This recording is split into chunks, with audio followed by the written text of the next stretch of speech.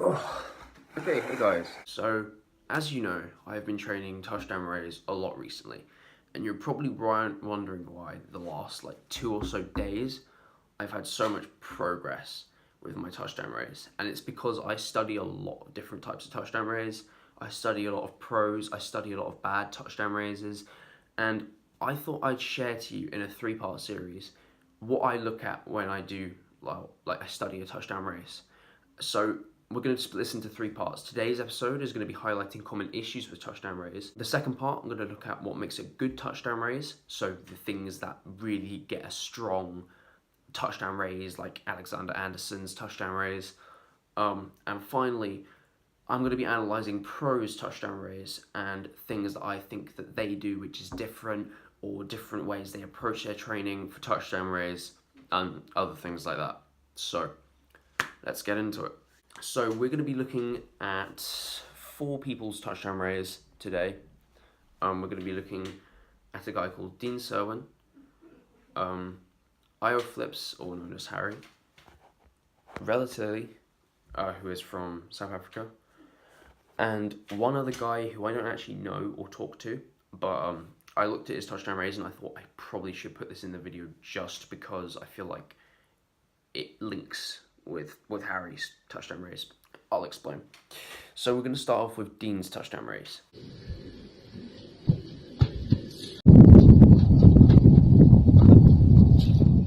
Now you can see in his touchdown raise, he's treating it like the Valdez version. I feel like I put this first simply to explain there are more types of touchdown raise than you think. Like even Shose's touchdown raise is very close to a Valdez version, but I'll cover that in the other vid.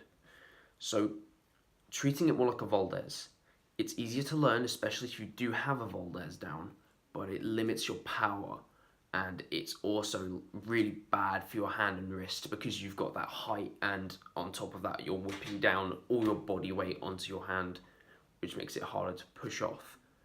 So things like that make this touchdown raise less powerful and make things like swinging it easier, but pushing off the ground, which is essential to get a lot of power and set up for height, that's kind of taken away with this version of touchdown raise.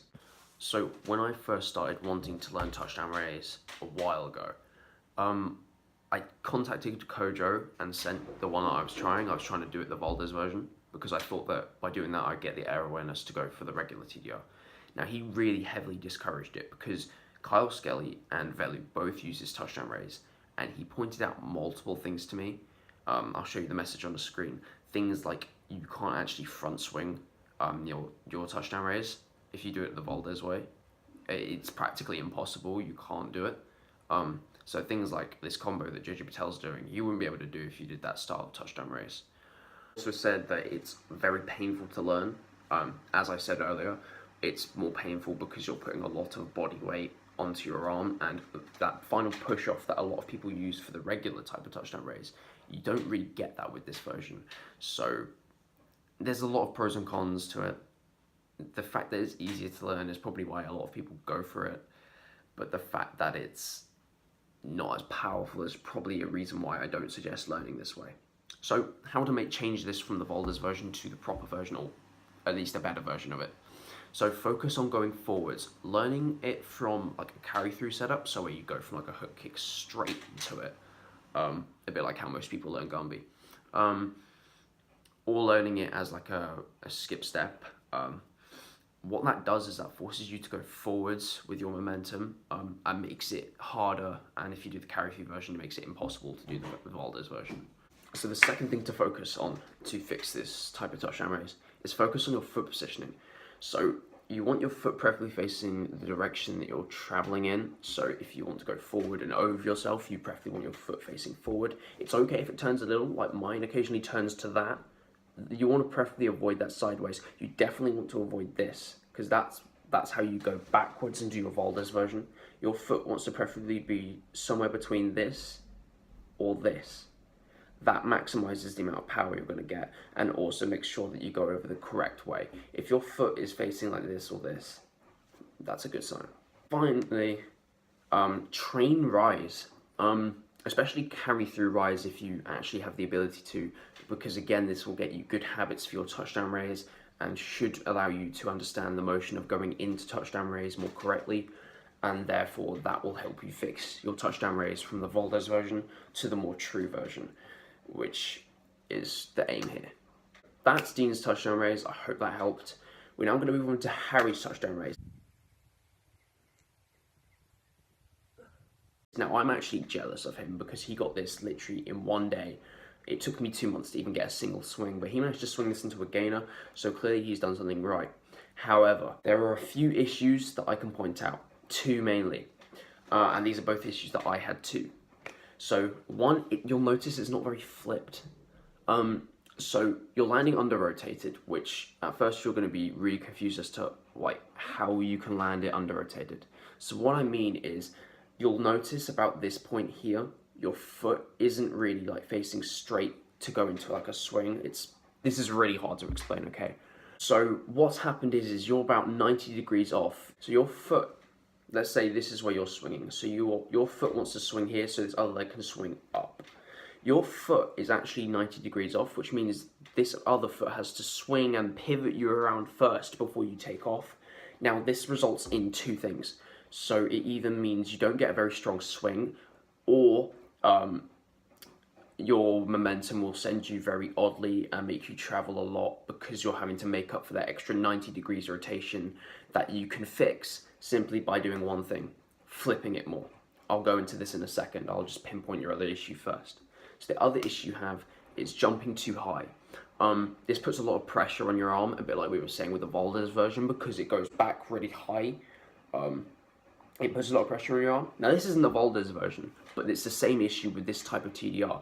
If you jump and push off and up, you are going to land hard on this arm and it will hurt your wrist.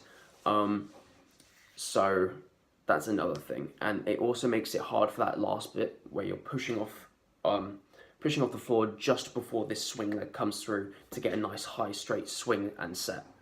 So things you can change. Circle your arms harder and faster.